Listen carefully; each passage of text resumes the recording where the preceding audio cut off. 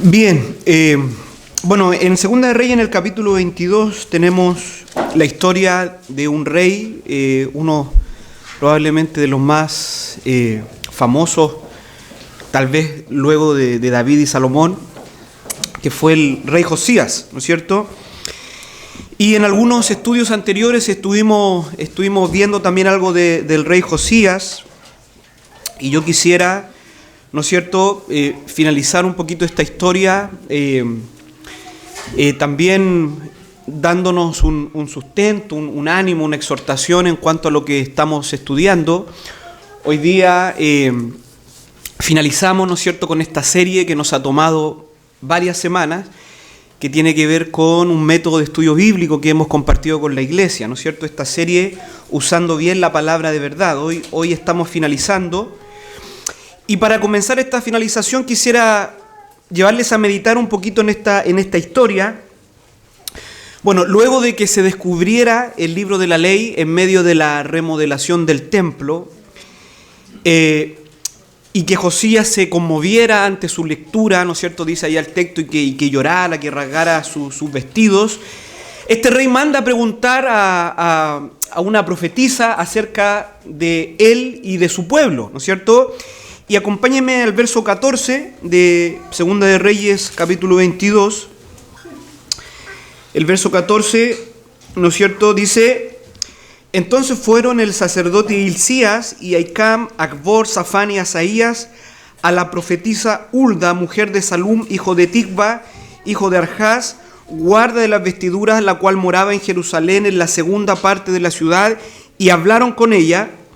Y ella les dijo: Así ha dicho Jehová, el Dios de Israel: decida al varón que os envió a mí. Así dijo Jehová: he aquí yo traigo sobre este lugar y sobre los que en él moran todo el mal que habla este libro que ha leído el rey de Judá, por cuanto me dejaron a mí, quemaron incienso a dioses ajenos, provocándome a ira con toda la obra de sus manos. Mi ira se ha encendido contra este lugar y no se apagará. Mas al rey de Judá que os ha enviado para que preguntaseis a Jehová, diréis así: así ha dicho Jehová, el Dios de Israel. Escucha estas palabras, mis hermanos. Por cuanto oíste las palabras del libro, y tu corazón se enterneció, y te humillaste delante de Jehová, cuando oísteis lo que yo he pronunciado contra este lugar y contra sus moradores, que vendrán a ser asolados y malditos, y rasgaste tus vestidos, y lloraste en mi presencia, también yo te he oído, dice Jehová. Por tanto, he aquí, yo te recogeré con tus padres, y serás llevado a tu sepulcro en paz, y no verán tus ojos todo el mal que yo traigo sobre este lugar. Y ellos dieron al rey la respuesta. ¿No es cierto? Es interesante la respuesta de esta profetisa, ¿no es cierto?, que entendemos que es una respuesta de parte de Dios. ¿No es cierto? Primero dice el versículo 18: por cuanto oísteis las palabras de este libro. ¿Ya? Estamos hablando del libro de la ley, estamos hablando de la Biblia, ¿ya? Hasta lo que se había escrito hasta ese momento, pero era la Biblia. Entonces, por cuanto este rey leyó y oyó las palabras del libro, y el verso 19 dice: y tu corazón se enterneció, y te humillaste cuando oísteis las palabras de este libro. Tu corazón se enterneció y te humillaste. Dice: y luego rasgaste tus vestidos y lloraste en mi presencia. Fíjese todo lo que causó en este rey piadoso la lectura del libro de la ley. Todo lo que él experimentó al verse enfrentado a lo que la palabra de Dios decía. Y es precioso la divina respuesta cuando dice: también yo te he oído, dice Jehová. Al igual como veíamos el domingo pasado en Segunda de Crónica, ¿no es cierto?, allá en 7:14, existe un tipo de actitud ante Dios y su palabra que Dios oye de una manera especial. ¿Se acuerdan el domingo pasado?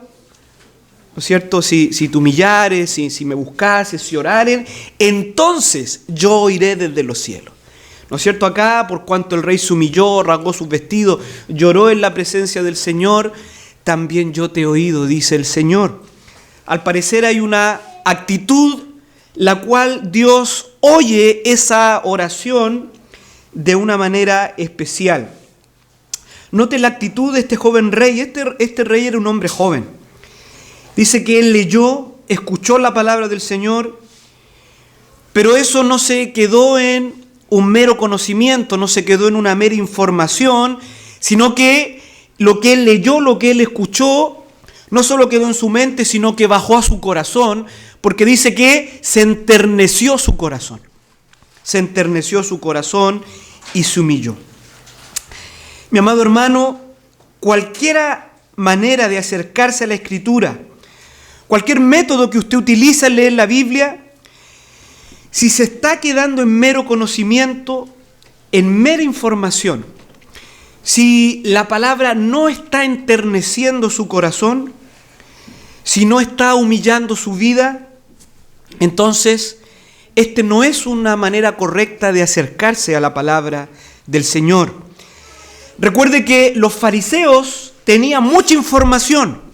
Los fariseos podían recitar grandes pasajes de la Biblia, pero su corazón estaba muy lejos de Dios.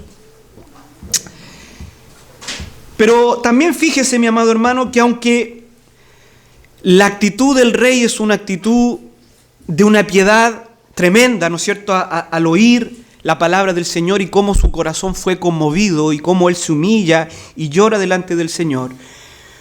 Pero aunque eso es una escena preciosa, cómo la palabra de Dios impacta el corazón de un hombre, pero esto no se quedó allí. Y no se puede quedar allí en ningún creyente. Fíjese, si usted sigue leyendo, solamente vamos a leer algunas partes del capítulo 23, del versículo 4. Dice, entonces mandó el rey al sumo sacerdote Hilcías, a los sacerdotes de segundo orden, a los guardianes de la puerta, que sacasen del templo de Jehová todos los utensilios que habían sido hechos para Baal, para Acera y para todo el ejército de los cielos, y los quemó fuera de Jerusalén en el campo de Cedrón, e hizo llevar las cenizas de ellos a Betel, y quitó a los sacerdotes idólatras que habían puesto los reyes de Judá para que quemasen incienso en los lugares altos, en las ciudades de Judá y en los alrededores de Jerusalén, y asimismo a los que quemaban incienso a Baal, al sol y a la luna, y a los signos del zodiaco, y a todo el ejército de los cielos. Hizo también sacar las imágenes de Acera fuera de la casa de Jehová, fuera de Jerusalén, al valle del Cedrón, y las quemó en el valle del Cedrón y las convirtió en polvo, y echó el polvo sobre los sepulcros de los hijos del pueblo. Y si usted sigue leyendo, verso 19, por ejemplo, verso 19 del capítulo 23, y todas las casas de los lugares altos que estaban en las ciudades de Samaria, las cuales habían hecho los reyes de Israel para provocar a ira, las quitó también Josías, e hizo de ellas como había hecho en Betel. Mató además sobre los altares a todos los sacerdotes de los lugares altos que allí estaban, y quemó sobre ellos huesos de hombre, y volvió a Jerusalén. ¿Qué quiero decir con esto, mi amado hermano? Que este rey no solo se quedó en el impacto que provocó la palabra del Señor en su vida, no solo se quedó en la humillación, en el lloro, no solo rasgó sus vestidos, sino que él, ¿no es cierto?, emprendió grandes reformas en Israel. En su condición de rey, él tenía el poder para hacer esto, y él, ¿no es cierto?, comenzó a hacer, ¿no es cierto?, lo que la palabra de Dios fue confrontado. Entonces, el conocimiento de la palabra de Dios llevó al rey Josías a arrancar de una manera como ningún rey lo había hecho antes de él, a arrancar la idolatría del pueblo de Israel. Pero no solo eso, no solo después de haber sido impactado por la palabra de Dios, no solo se quedó en arrancar, en destruir, en cortar. Mire lo que dice el verso 21. Entonces mandó el rey a todo el pueblo diciendo: haced la Pascua a Jehová vuestro Dios conforme a lo que está escrito en el libro de este pacto. No había sido hecha la Pascua desde los tiempos en que los jueces gobernaban Israel, ni en todos los tiempos de los reyes de Israel y de los reyes de Judá. A los 18 años del rey Josías fue hecha aquella Pascua a Jehová en Jerusalén. Hermanos, Josías no solo extirpó el pecado del pueblo, sino que también le guió a la obediencia a Dios. ¿No es cierto? En este caso, a observar nuevamente la Pascua como Dios lo había ordenado. Hermanos amados, una relación correcta y una actitud correcta con la palabra de Dios nos debe llevar a arrepentirnos de nuestros pecados. Nos debe llevar a desarraigar el pecado en nuestras vidas, a desarraigar el pecado en nuestra familia, en nuestra iglesia. Pero tan importante como arrancar, como cortar, como desarraigar, la palabra de Dios nos debe llevar a una obediencia positiva, a obedecer los mandatos del Señor, a dar frutos de obediencia, a ser ricos en buenas obras. Hermanos, aunque nadie más lo esté haciendo, aunque usted mire a su alrededor y nadie esté haciendo estas cosas, si la palabra de Dios nos confronta, y la palabra de Dios claro que nos confronta, estamos llamados a cortar con el pecado, a limpiar nuestra vida, a limpiar nuestra familia, a limpiar nuestra iglesia, pero también a obedecer, ¿no es cierto? También a hacer lo que Dios ha ordenado. Amados hermanos, esa debe ser nuestra actitud con la palabra de Dios. Es muy importante comprender, ¿no es cierto?, la verdad de Dios en su palabra, porque de eso depende lo que la palabra de Dios hará en nuestras vidas y de eso depende nuestra fidelidad al Señor.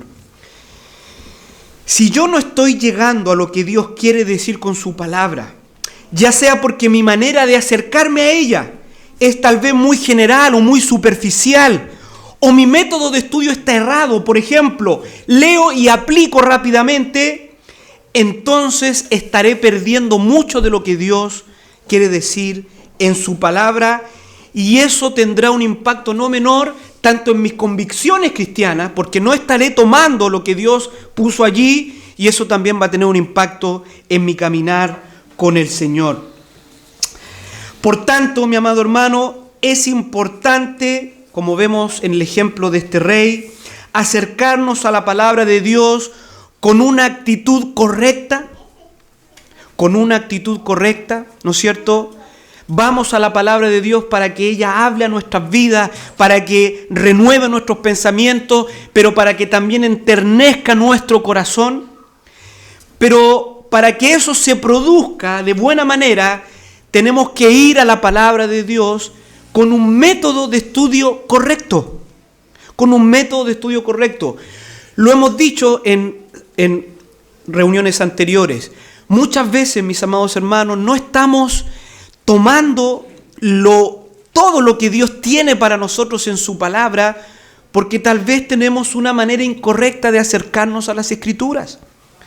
Tal vez lo hacemos de manera muy superficial, lo hacemos muy por encima, no estamos cavando. ¿Se acuerda cuando poníamos la analogía de que la palabra de Dios es como una mina de oro? ¿Qué sacamos tener una mina de oro si no estamos extrayendo el oro de esa mina? Por lo tanto, es importante, mi amado hermano, acercarnos con la actitud correcta, como veíamos en este ejemplo, pero también con el método correcto. Por ningún motivo yo estoy diciendo que el método que se ha enseñado en esta serie es el único método correcto. No. Existen varios métodos de acercarnos a las Escrituras. Lo que hemos tratado de transmitir son principios de estudio bíblico y una manera, un método de acercarse a la Escritura, pero existen otras maneras. Lo que yo le quiero transmitir es que cualquiera sea la manera que usted se acerque a la palabra de Dios, usted debe velar para que usted esté tomando lo que la palabra de Dios tiene para usted, lo que Dios ha puesto en su palabra, porque eso es lo que necesitamos, mi amado hermano. Usted y yo no necesitamos meramente información bíblica. Usted sabía que hay hombres que probablemente saben muchísimo más de teología y de Biblia que nosotros, pero son ateos, no son cristianos. Por lo tanto, si bien es cierto, la información es en lo básico, pero para un creyente, para un hijo de Dios, su relación con la palabra de Dios debe ir mucho más allá que la mera información. Nosotros debemos llevar nuestra vida a la palabra de Dios y permitir que ella nos confronte, permitir que ella nos humille, permitir que ella, ¿no es cierto?, enternezca nuestro corazón, como veíamos en el caso de este rey. Entonces es importante acercarnos a la palabra de Dios con la actitud correcta y también con el método correcto de estudio, un método, cualquiera sea el que más se acomode tal vez a su vida, a sus tiempos, pero un método que logre extraer lo más que se pueda, ¿no es cierto?, todo el consejo de Dios. Y hermanos, este ha sido el propósito de esta serie de estudios. Proveerle a usted un método de estudio que logre extraer toda la riqueza y la abundancia de la palabra de Dios, porque eso es lo que usted y yo necesitamos. Bien, mis hermanos, hoy será el último día que hablaremos de método de estudio bíblico. Ya, si alguno ya estaba un poquito cansado, hoy será el último día que hablaremos de método, de verbo, de sustantivo, ¿no es cierto? Ya, terminó. Pero fíjese que muy probablemente, tal vez en muchos años nos vamos a hablar de esto. ¿Ya? Este es un tema, mi amado hermano, que casi comúnmente se ve solamente en institutos bíblicos. ¿Ya? No es un tema que se toca en las iglesias locales. ¿Ya? Probablemente es como que todos damos por sentado que todos sabemos cómo estudiar la Biblia. Y eso no es verdad. Eso no es verdad. Entonces yo le ruego que pueda valorar, pueda atesorar lo que ha sido esta serie y que pueda tomar algunos principios, ¿no es cierto?, para aplicarlos a su propio estudio bíblico.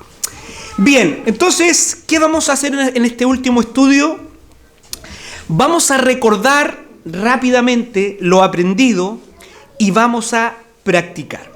Entonces, usted va a tomar su Biblia y va a ir a Mateo capítulo 4, versículo 11. Mateo capítulo 4, capítulo 4, verso del 1 al 11. Vamos a practicar con este pasaje todo lo que hemos aprendido hasta hoy. Evidentemente será de una manera somera, ¿no es cierto?, a causa del tiempo, pero vamos a tratar de ver cada uno de los aspectos que estudiamos en esta serie de métodos de estudio bíblico, y lo vamos a hacer utilizando este texto, ¿no es cierto?, de Mateo capítulo 4, verso 1 al 11, la tentación de Jesús. Y yo le voy a pedir a mis hermanos, por favor, si me ayudan a repartir, ¿no es cierto?, hijita. Ahí está corcheteado, ya, digamos, ahí usted dictamine. Entonces,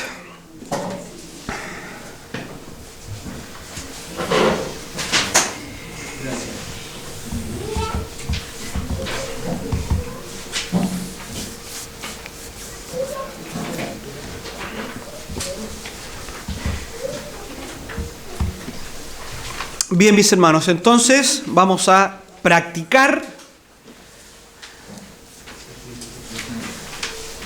Espero que usted haya ido guardando alguno de estas hojitas, ¿no es cierto?, que con tanto esmero nuestros hermanos han creado, ¿no es cierto?, siempre para que usted pueda interactuar en la escuela dominical. Ya, mis hermanos, muy bien, entonces, yo tengo esto por acá, sí. Entonces vamos a recordar, ¿no es cierto?,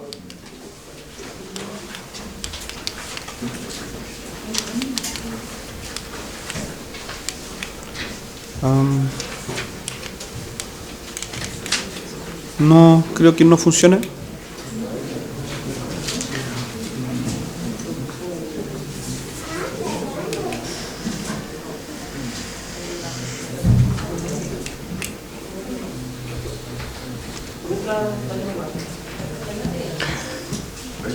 Sí. Avance una, por favor. Sí.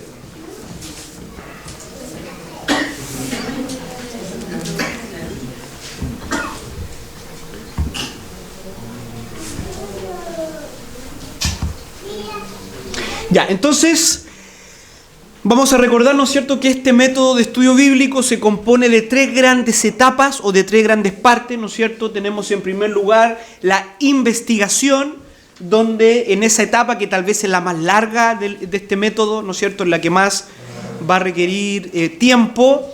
En esta primera parte, el propósito es comprender el significado que quiso darle el autor a ese texto, a esa porción de la palabra del Señor. Recuerden que toda la palabra del Señor se escribe en un contexto particular, en un contexto original, ¿ya? Entonces, en esa primera parte que le hemos llamado investigación, vamos a emprender a través de distintas acciones, vamos a emprender el propósito de comprender el significado que quiso darle el autor al texto en su contexto original. Luego pasamos a una segunda parte, la interpretación, en donde el propósito es discernir las verdades universales de la palabra de Dios que están en el texto que estamos estudiando, ¿ya? O en otras palabras, discernir la doctrina, ¿sí? Y en último lugar, tenemos la implementación, que es donde vamos a aplicar todo lo que hemos aprendido, donde vamos a aplicar la doctrina bíblica a nosotros mismos, a nuestros oyentes, a nuestro contexto actual, ¿ya? Entonces, esas son las tres grandes partes de este método de estudio bíblico. Bien, entonces vamos a Mateo, capítulo 4, verso 11, y le vamos a dar una primera lectura. Ya vamos a darle una primera lectura. Acompáñenme en la lectura. Dice: entonces Jesús fue llevado por el Espíritu al desierto para ser tentado por el diablo. Y después de haber ayunado 40 días y 40 noches, tuvo hambre. Y vino a él el tentador y le dijo: si eres hijo de Dios, di que estas piedras se conviertan en pan. Él respondió y dijo: escrito está, no solo de pan vivirá el hombre, sino de toda palabra que sale de la boca de Dios. Entonces el diablo le llevó a la santa ciudad y le puso sobre el pináculo del templo y le dijo: si eres hijo de Dios, échate abajo, porque escrito está, a sus ángeles mandará acerca de ti, y en sus manos te sostendrán para que no tropieces con tu pie en piedra. Jesús le dijo: escrito está también, no tentarás al Señor tu Dios.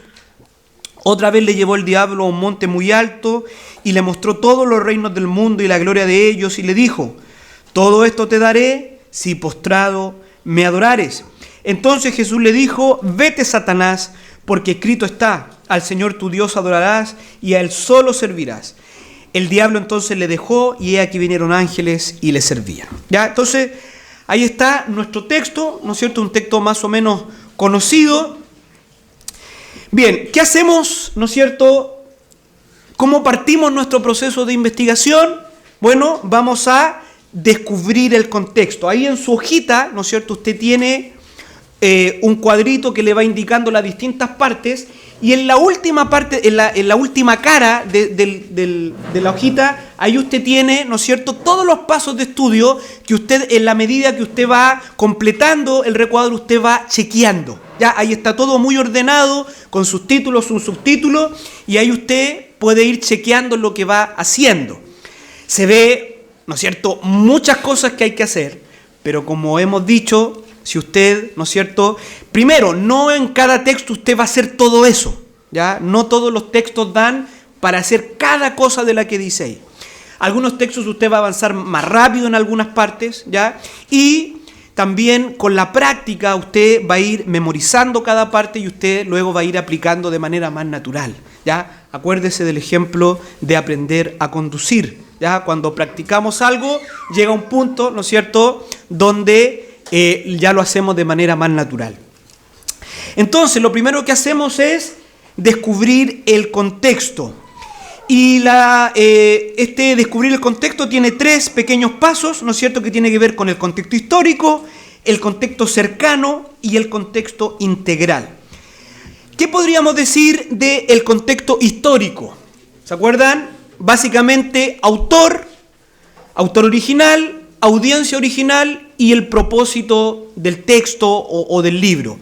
¿Qué podríamos decir de el contexto histórico de Mateo 4:11? Autor, Mateo, ¿no es cierto?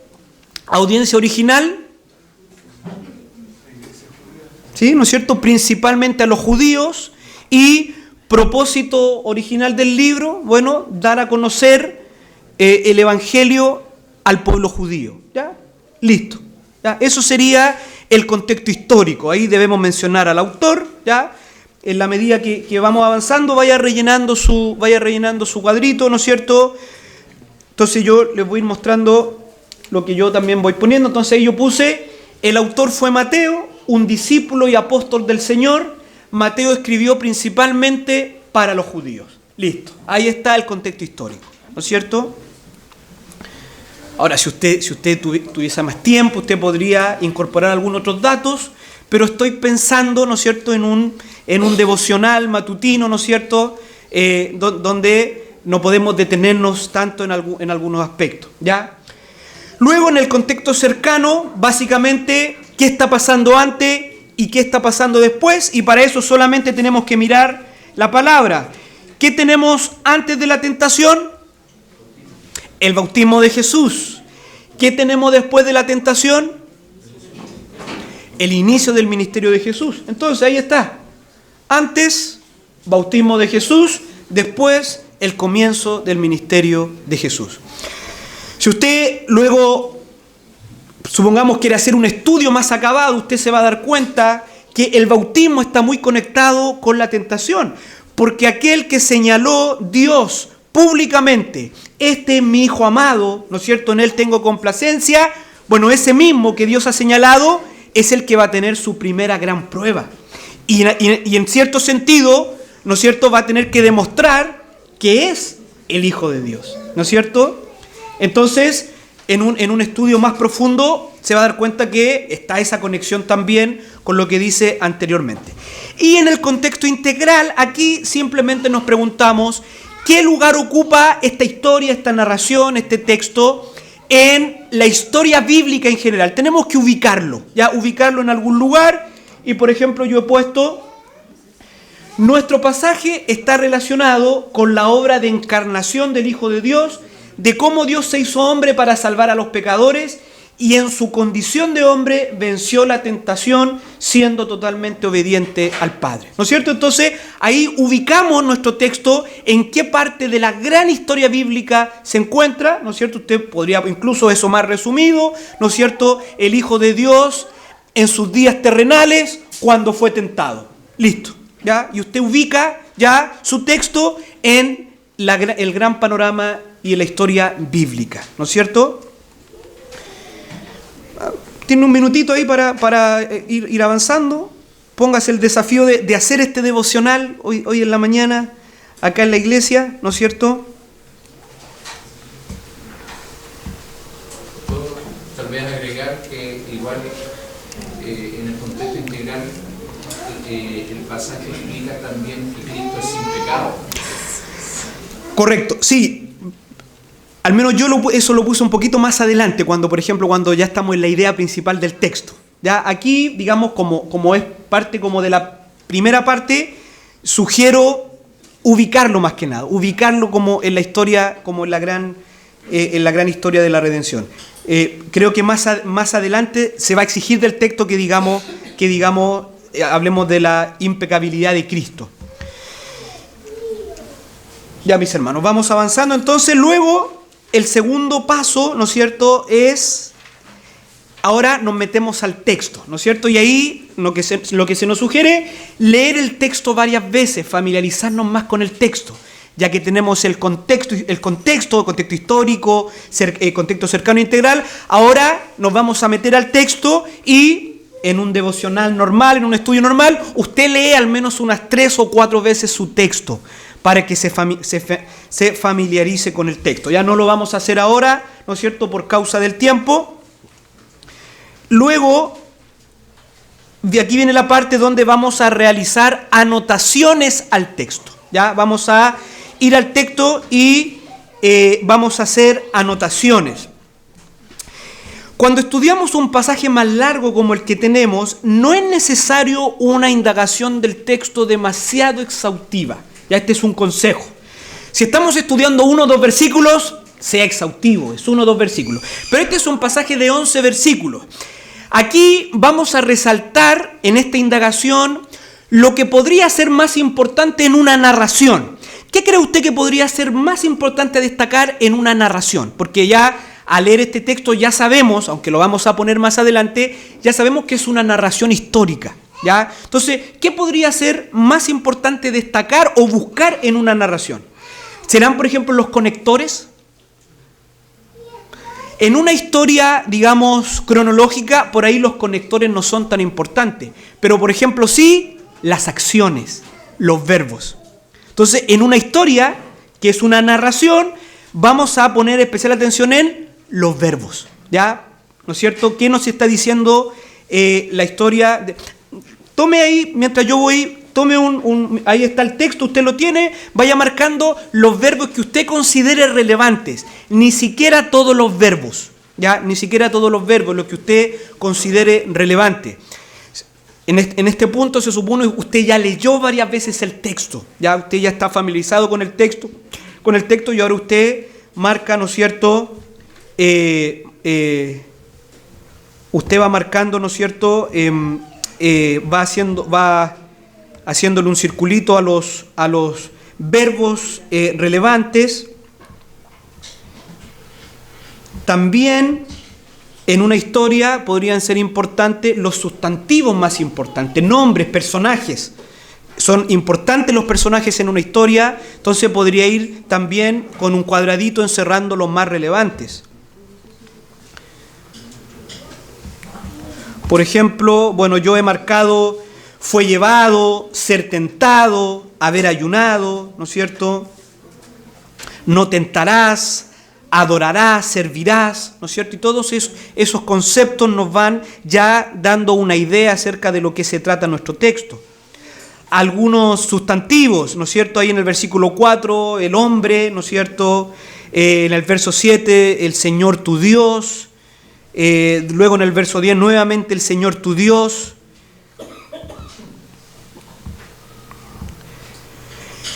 En una historia, los pronombres, por ejemplo, la mayoría de las veces están muy claros, ¿ya? Están muy claros los pronombres, por lo tanto, no sería tan necesario identificarlos como si en un monólogo. Ya en un monólogo ahí es más necesario identificar los pronombres porque de pronto se habla de él o ella, ellos, y ahí es necesario identificarlos, pero en una narración comúnmente el nombre de los personajes está. ¿Ya? Entonces ahí uno tiene que ir también aplicando criterios, mi amado hermano, en cuanto al tipo de texto. Uno se va a enfocar, y especialmente cuando estamos hablando de un texto más larguito, uno se va a enfocar en estas palabras claves, ya sean verbos, ya sean sustantivos. Si estamos en un monólogo, probablemente los conectores van a ser muy importantes, ¿ya?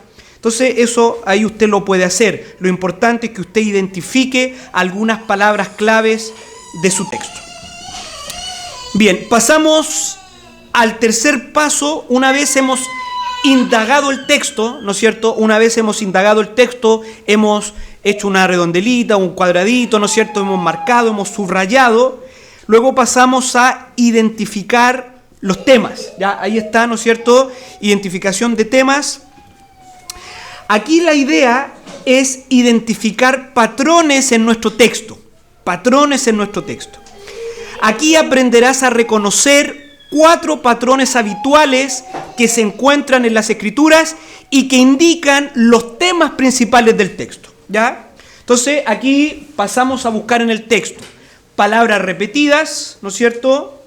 Palabras repetidas, relaciones de causa y efecto, relación de comparación y contraste y listas. ¿Ya? Entonces ya estamos cada vez más familiarizados con nuestro texto y buscamos, por ejemplo, tome 30 segundos para buscar alguna de estas cosas que aparecen acá. Alguna palabra repetida, alguna relación de causa y efecto, alguna relación de comparación y contraste o alguna lista que aparezca en su texto.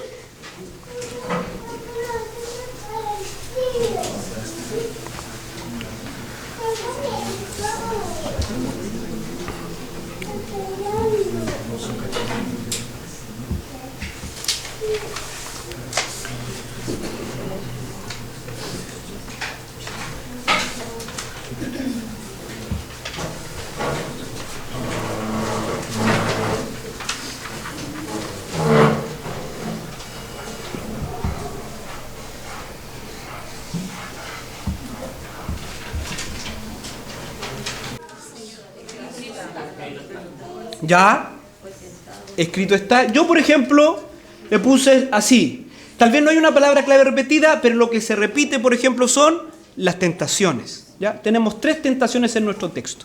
¿Ya? Escrito está, también se repite. Ahí usted lo puede incorporar, ¿no es cierto? Si eres hijo de Dios, también hay otro concepto que se repite. ¿Ya? Ahí usted puede. Luego, ¿alguien encontró alguna relación causa y efecto? Por ejemplo, yo he puesto ahí algunas. El diablo le tienta y a causa de su santidad, Cristo obedece a Dios. Cristo tuvo hambre a causa de su ayuno de 40 días y 40 noches. El hombre vivirá, que es el efecto, a causa de la palabra de Dios. ¿Ya? Y ahí hay algunas, pueden haber más, ¿no es cierto?, algunas relaciones de causa y efecto en su texto. Alguna relación de comparación y contraste. Comparación y contraste. Yo he puesto, en cada tentación vemos un contraste.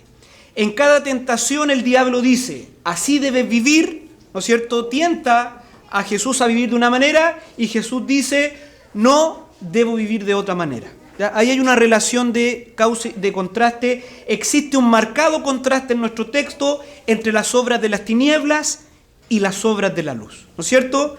El enemigo incitando a hacer algo y el Señor diciendo no y haciendo otra cosa. ¿Ya? Ahí tenemos un contraste entre las obras de la luz y las obras de las tinieblas. ¿Y alguna lista? ¿Pudo ver una lista en su texto?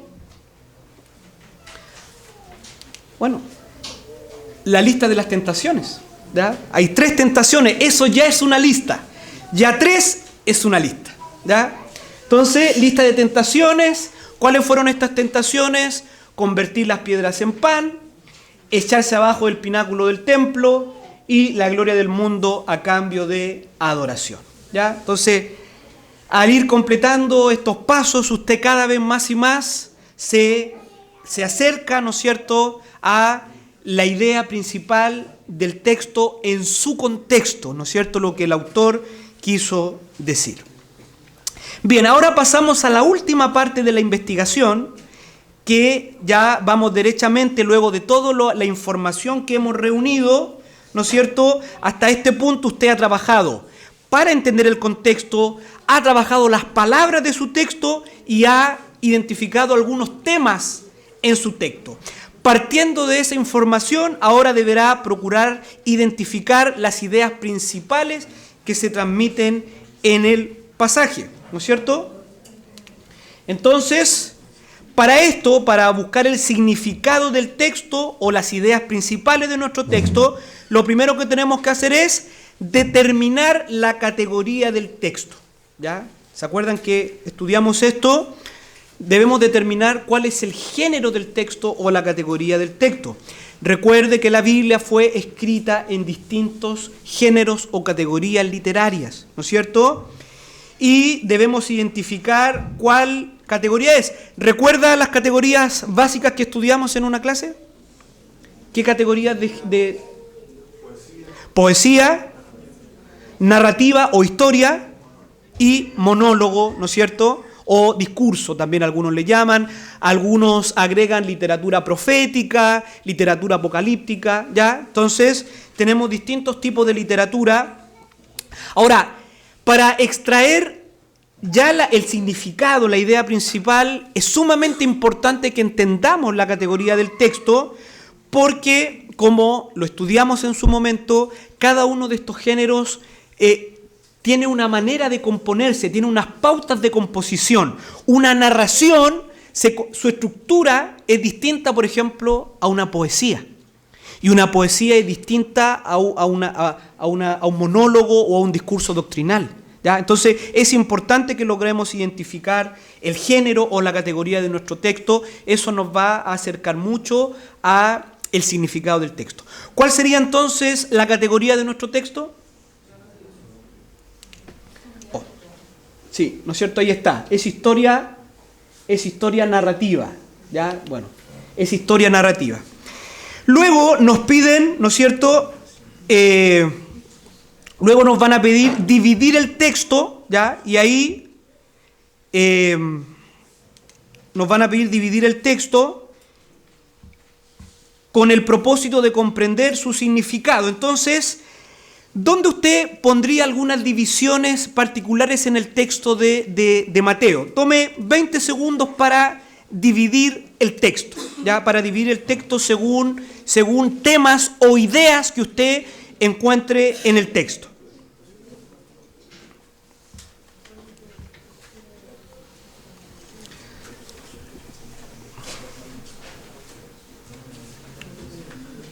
¿Cómo usted dividiría el texto de Mateo para que, ¿no es cierto?, poder extraer temas en el texto e ideas principales en el texto? ¿Cómo usted lo podría dividir?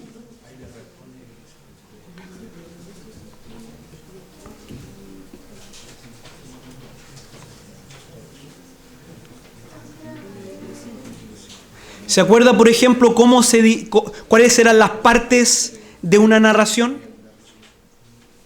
¿Cuáles eran las partes de una narración? ¿No es cierto? Bueno, este texto perfectamente se podría dividir en esas partes de la narración, ¿no es cierto? ¿Se acuerda cuando vimos escenario, acción creciente, clímax de la historia, acción decreciente y finalmente la resolución, ¿no es cierto? Entonces, en cada narrativa podemos buscar esas partes y cada narración se puede dividir en esas etapas. Pero, en el caso de nuestro texto,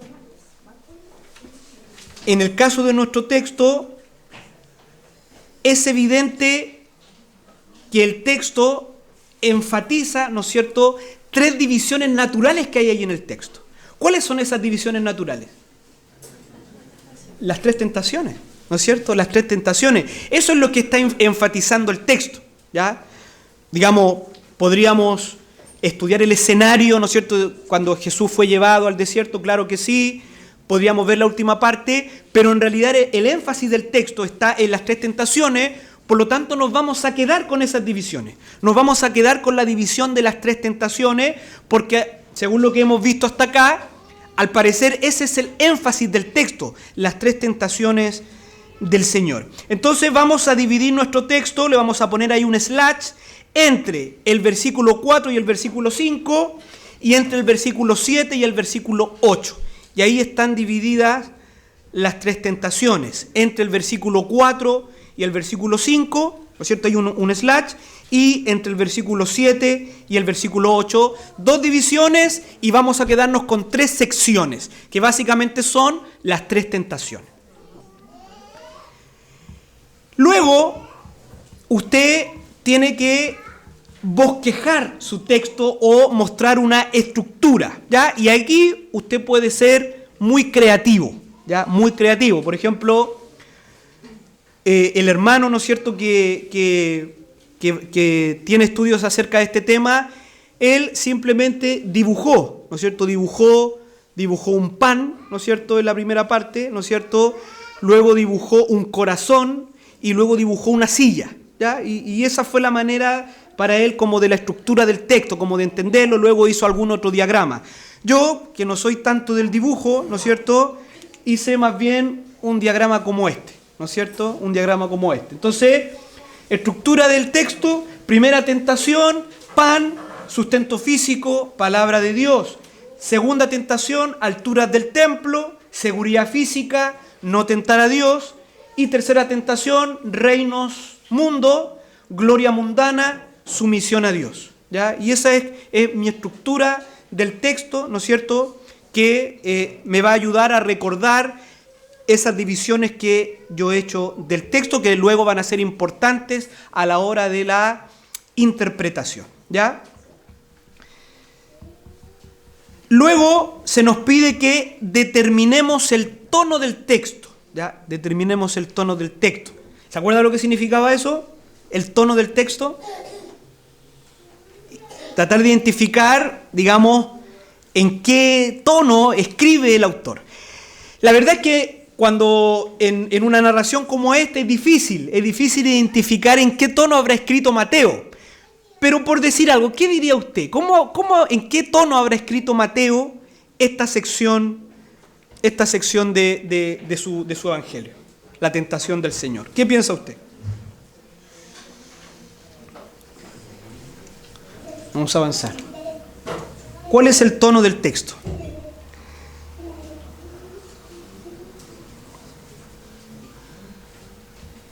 Bueno, yo creo, mi opción personal, yo creo que fue en un tono de tensión. ¿Ya? Es una historia en donde, imagínense leer esta historia por primera vez, ¿no es cierto?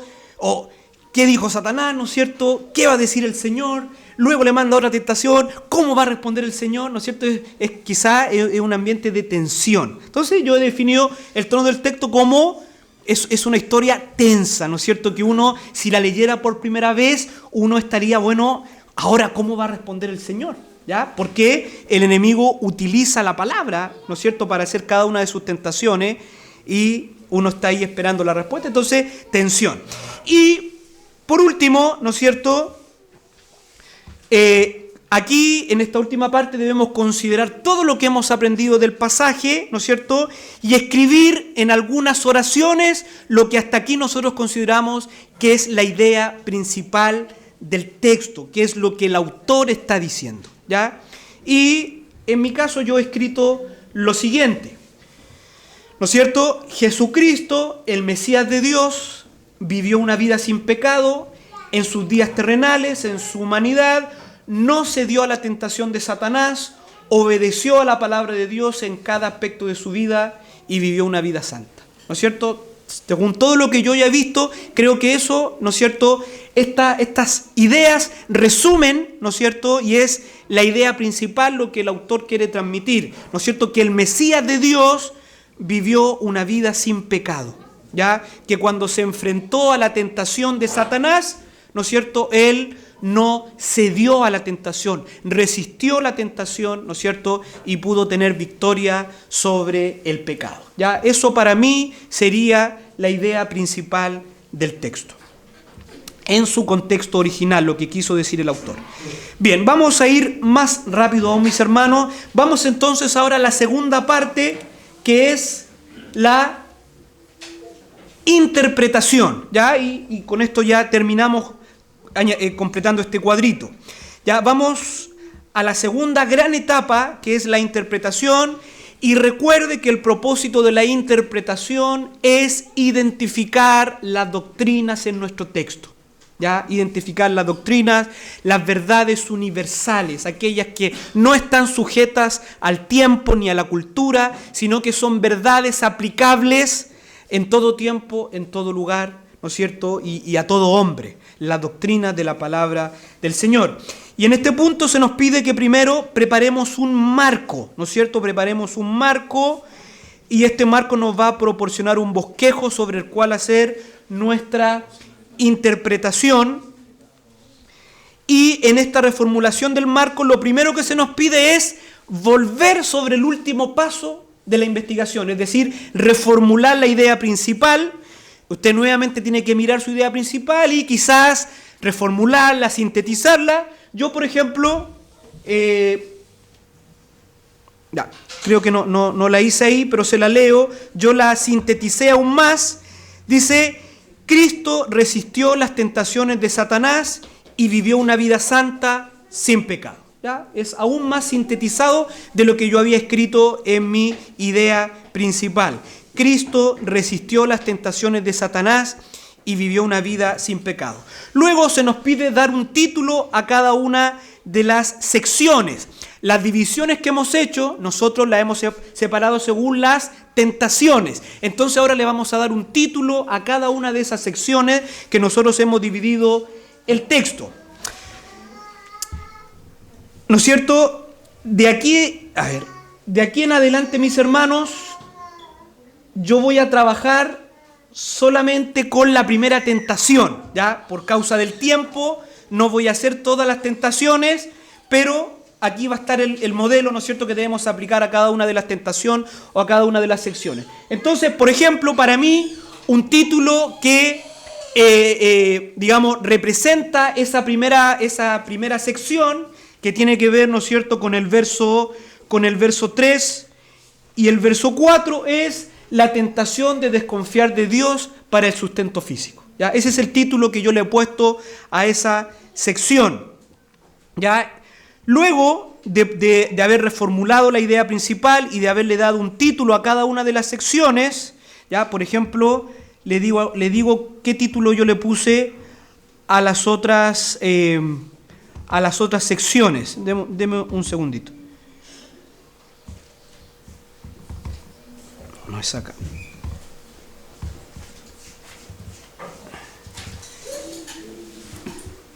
En las otras secciones, yo, por ejemplo,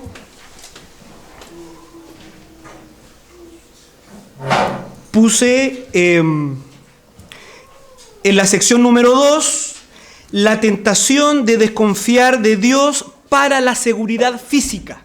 ¿Ya? Ese fue mi título de la segunda sección o de la segunda tentación. Y el tercer título, la tentación de desconfiar de Dios en cuanto a sus propósitos. ¿Ya? En cuanto cuando Satanás le ofrece los reinos del mundo y el Señor, ¿no es cierto?, permanece fiel en su adoración al Señor. Ya, pero nos vamos a quedar solamente con la primera división. Luego nos piden identificar las doctrinas. Ya una vez hemos puesto títulos a la sección, vamos a identificar la doctrina en nuestro texto. Y para eso, ¿no es cierto?, en su momento enseñamos algún método, alguna técnica, ¿no es cierto?, por ejemplo, hacerle preguntas al texto, por ejemplo, preguntar qué enseña acerca de Dios, qué enseña acerca del hombre, ¿no es cierto? Aquí, por ejemplo, yo he marcado, esa primera sección nos enseña algo acerca de Dios, nos enseña algo acerca del hombre y también nos da alguna promesa que creer. Entonces yo he puesto ahí como la doctrina, la palabra de Dios sostiene al hombre. ¿Ya? Esa ha sido la doctrina que yo he identificado. La palabra de Dios sostiene al hombre. ¿Ya? Luego se nos pide que expliquemos esa doctrina, ya que la expliquemos no de una manera tan detallada, pero que le demos alguna explicación. Y yo ahí he puesto, la palabra de Dios es una fuente de sustento aún más importante que el alimento físico. Ella puede satisfacer nuestras necesidades espirituales, proveyéndonos de beneficios que están aún por sobre el alivio de las necesidades físicas. Esa doctrina yo extraigo de esta narración y especialmente de esa sección, cuando el Señor, ¿no es cierto?, Satanás le dice que convierta las piedras en pan y él le dice, no solo de pan vivirá el hombre. ¿Ya? Entonces, esa es la doctrina universal que yo extraigo de ahí, esa es la explicación que yo le doy. Luego se nos pide que ilustremos, ¿ya? Y aquí, ¿no es cierto?, usted tiene que ponerse un poquito creativo, ¿ya? No es necesario buscar algo tan, ¿no es cierto?, no se detenga tanto y piense en alguna ilustración que le pudiera hacer justicia un poquito a su doctrina, ¿no es cierto? Y me alargué un poquito, pero básicamente ahí estoy diciendo que esta idea de el sustento físico, ¿no es cierto?, el sustento espiritual, ¿no es cierto?, es algo así como un navegante en un barco que se perdió en el océano, ¿no es cierto?, que no sabe dónde ir, pero viene alguien y le dice, mira, no necesitas todo esto, mira hacia arriba, mira hacia las estrellas y solamente con las estrellas te va a guiar, ¿no es cierto? Entonces, para mí, yo puse ahí, como aquellas estrellas en un viaje a la deriva, así en la palabra de Dios es todo lo que necesitamos, ¿ya? Ese navegante Todo lo que necesitaba era las estrellas para llegar a su destino, aunque haya perdido todo lo demás. Así es la palabra de Dios, así lo vemos en lo que el Señor dice: no solo de pan vivirá el hombre, aún en una situación extrema de debilidad física, la palabra de Dios era todo lo que Cristo necesitaba. Luego se nos piden algunos textos de apoyo, ya ahí usted, ¿no es cierto? Ahí los que conocen más la palabra pueden rápidamente tomar algún texto, los que no pueden ir a una concordancia, ¿no es cierto? Ahí yo tengo algunos textos que apoyan esta idea de que la palabra de Dios es el sustento espiritual y que aún puede llegar a ser más importante que el sustento físico. Luego, ¿no es cierto?, se nos pide conectar, hacer conexiones, ¿no es cierto? Bueno, conexión con otras partes de la Biblia, conexión también con el Evangelio. Ahí, ¿no es cierto?, yo he puesto en la conexión con el Evangelio. Déjeme leerlo de acá, que no alcanzo a leer allá. El Evangelio ha llegado a nosotros mediante la palabra de Dios, ¿no es cierto? Ahí hay una conexión rápidamente con la palabra como sustento, ¿no es cierto? La palabra de Dios nos hace sabios para la salvación por la fe que es en Cristo Jesús, y la fe viene por el oír y el oír por la palabra de Dios, ¿ya? Entonces, esta palabra que fue el sustento del Señor Jesucristo, esta palabra de Dios que es el sustento de todo hombre, es también, como la relacionamos con el Evangelio, es a través de esta palabra que nos llega el Evangelio, es a través de esta palabra que nos viene la fe, es esta palabra la que nos hace sabio para la salvación que es en Cristo Jesús. Y ahí relacionamos con conceptos y temas ligados al Evangelio. Y una vez ya tenemos todo eso, mi amado hermano, ya podemos ir ahora recién a lo que son las aplicaciones, ¿no es cierto?, a la implementación, que es la última parte de este método, en donde aplicamos la palabra de Dios primeramente a nosotros mismos. Luego, ¿no es cierto?, puede ser aplicaciones a nuestro entorno, si estamos enseñando a alguien, a nuestro auditorio, ¿no es cierto? Y según lo que aprendimos de las aplicaciones, una buena aplicación, ¿se acuerdan? Nuestro hermano Sebastián nos enseñaba, una buena aplicación debe ser para la cabeza, para la mente, y ahí nos preguntamos, ¿hay que recomendar alguna creencia o hay que confrontar alguna falsa doctrina? La aplicación debe ser para las manos, ¿hay que alentar alguna conducta o hay que reprender alguna conducta pecaminosa, por ejemplo? Y también esta aplicación debe ir al corazón, ¿hay que cultivar algún afecto o hay que condenar algún afecto que no es bíblico? ¿Ya? Entonces, una buena aplicación tiene esos tres elementos. No es necesario, si usted quiere hacerlo, si usted se entiende más así, puede hacerlo por orden. Yo lo hice en un escrito en donde yo creo que están las tres cosas que yo he mencionado, ¿ya? Y la aplicación puede ser un poquito más larguita, se la leo, dice, y así como pensando en mí, aplicándola a mi vida, dice: este texto me enseña acerca de mi dependencia en Dios. Jesús me enseña que mi vida no debe depender únicamente de las necesidades físicas, del bienestar de mi cuerpo, sino también de mi relación con Dios, la cual es aún más importante para mi vida. En la vida diaria, esto me implica priorizar el tiempo a solas con Dios, en oración y con su palabra, aún en medio de mis quehaceres y responsabilidades. Por tanto, debo administrar mi tiempo de tal manera que mi vida demuestre que dependo de Dios, que su palabra es mi sustento espiritual. De esta manera, determino cada día pasar 1 hora con Dios en su palabra y en oración antes de comenzar mis quehaceres diarios, ¿ya? Entonces, todo lo que yo aprendí, ¿no es cierto?, ¿a qué me llevó? Me llevó a considerar, ¿no es cierto?, si yo estoy dependiendo del Señor. Estoy así como el Señor Jesús declaró que la palabra de Dios era su sustento aún mayor que sus necesidades físicas. Entonces, para mi vida, ¿estoy yo dependiendo de la palabra del Señor? ¿Está siendo para mí? Y recuerde que la aplicación, ¿no es cierto?, se desprende. No tengo que hacer exactamente lo que hizo Jesús. Es decir, no tengo que ayunar, ¿no es cierto?, y entrar en esa dinámica. No, extraigo el sentido. ¿Cuál es el sentido de esta narración? Que la palabra de Dios es el sustento para mi vida, para mi alma, aún más importante que el sustento físico. Por lo tanto, en una buena aplicación, yo tengo que pensar, ¿cómo demuestro en mi vida diaria? ¿Cómo yo demuestro en mi vida diaria que la palabra de Dios es mi sustento? Que aún es más importante que todas las otras cosas. Entonces, en este caso yo determino, ¿no es cierto? ¿Se acuerda que hablábamos? La aplicación debe ser concreta, debe ser medible. Yo determino en este caso esforzarme, administrar mi tiempo. Eso tal vez me va a llevar a dejar a lo mejor otros pasatiempos, pero yo voy a administrar mi tiempo de tal manera que voy a dedicar 1 hora antes de todos mis quehaceres. Algunos, por ejemplo, les puede servir en la noche, otros en otro momento. En mi caso, antes de mis quehaceres, para pasar 1 hora con el Señor, con su palabra y en oración, porque le necesito, porque Él es mi sustento.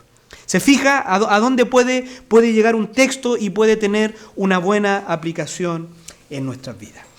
Bien, mis hermanos, vamos a llegar hasta ahí entonces.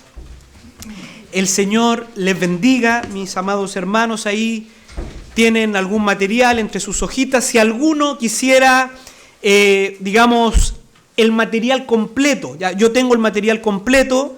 Si alguno lo quisiera, yo se lo puedo enviar, ¿no es cierto?, para que usted lo pueda imprimir y así usted tiene toda la explicación de este método de estudio. Si alguno quiere volver sobre algún punto, estoy totalmente dispuesto para que podamos ver algún otro punto que quizás no ha quedado muy claro. Lo importante, mi amado hermano, es que usted pueda extraer estos buenos principios bíblicos y aplicarlos a su tiempo con la palabra de Dios y tomar lo mejor, la riqueza que Dios tiene en su palabra, porque eso va a ser vital para la renovación de nuestro entendimiento y para nuestro caminar con el Señor. Que el Señor bendiga su palabra. Hasta aquí llegamos con esta serie de estudios. Ya la próxima semana partimos con algo totalmente distinto. Totalmente distinto. Bien, oremos, mis hermanos, para terminar. Señor amado, te damos tanta gracias, Señor, por finalizar.